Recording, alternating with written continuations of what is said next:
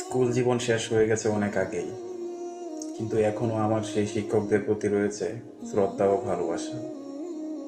আফসোস হয় বর্তমানে এই জেনারেশনের শিক্ষার্থীদের জন্য, যারা কিনা তাদের শিক্ষকদের অপমান অপদস্থ করে পদত্যাগের জন্য বাধ্য করছে।